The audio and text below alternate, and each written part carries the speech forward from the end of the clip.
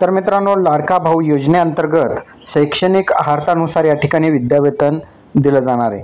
जर तुम्ही 10वी पास असाल तर तुम्हाला या ठिकाणी 6,000 रुपये प्रतिमाह या ठिकाणी विद्यावेतन दिलं जाणार आहे। ITIसाठी आणि डिप्लोमासाठी 8,000 रुपये विद्यावेतन दिलं जाईल। तर पदवीधर म्हणजे पदव्युत्तर यासाठी 10,000 रुपये या ठिकाणी विद्यावेतन दिलं जाणार आहे। या योजनेअंतर्गत आता 10 लाख रोजगार उपलब्ध करून दिलं जाणार आहे आणि यासाठी महत्त्वपूर्ण आहे तुमच्याकडे कागदपत्रे कोणती असणे गरजेचे आहे। कागदपत्र जर तुमच्याकडे ही असेल तर तुम्हाला या योजनेअंतर्गत लाभ मिळणार आहे। आता या ठिकाणी बघितलं तर उमेदवाराचे वय कमीत कमी 18 वर्ष ते जास्तीत जास्त 35 वर्ष असावे। उमेदवाराची कमीत कमी शैक्षणिक पात्रता ही 12वी पास किंवा ITI किंवा डिप्लोमा किंवा पदवी किंवा पदव्युत्तर असणे गरजेचे आहे। मात्र चालू असलेले उमेदवार जे ज्यांचं चालू शिक्षण आहे त्या उमेदवारांना या योजनेअंतर्गत लाभ दिला जाणार नाही। त्याचबरोबर तुम्ही महाराष्ट्रातील रहिवासी असणे गरजेचे आहे।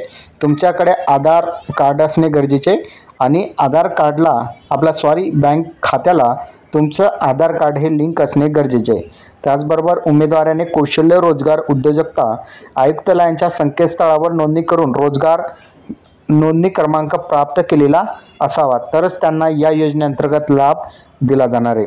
जर तुम्ही 12वी पास ITI डिप्लोमा पदवी पदव्युत्तर असाल तर तुम्हाला या योजनेअंतर्गत लाभ दिला जाणार आहे। तर अशा प्रकारे बघितलं तर ही कागदपत्रे लागेल। जर तुम्ही 12वी पास असेल तर तुम्हाला 10वी 12वीचं तुम्हाला मार्कशीट द्यावे लागेल। जर तुम्ही ITI पास असेल, जर 10वीवर ITI केलेला असाल तर 10वी प्लस ITI आणि जर 12वीवर तुम्ही ITI केलेला असाल तर तुम्हाला 10वी 12वी प्लस ITIचं कागदपत्र लागणार आहे। त्याचबरोबर या ठिकाणी बघितलं तर पदविकांसाठी तुम्ही जर 10वीवर पदविका केलेला असाल तर 10वी पास आणि पदविकांचे तुम्हाला मार्कशीट आणि जर तुम्ही 12वीवर पदविका केलेला असाल तर 10वी पास मार्कशीट 12वी पास मार्कशीट पदवीचा डिप्लोमाचं तुम्हाला त्या ठिकाणी सर्टिफिकेट आणि सर्व मार्कशीट द्यावे लागणार आहे।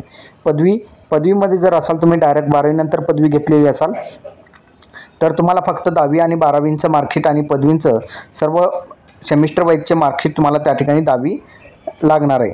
त्याचबरोबर जर तुम्ही 10वी आणि 12वी त्याचबरोबर डिप्लोमा नंतर जर तुम्ही पदवी घेतलेला असेल तर तुम्हाला 10वी 12वी आणि पदविका यांचे मार्कशीट आणि तुम्हाला द्यावी लागणार आहे।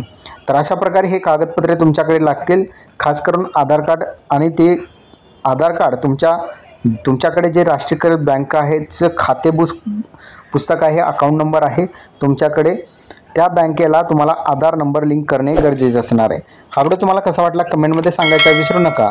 चॅनलवर नवीन असाल चॅनलला सबस्क्राईब करा। इथेच थांबा। जय हिंद, जय महाराष्ट्र।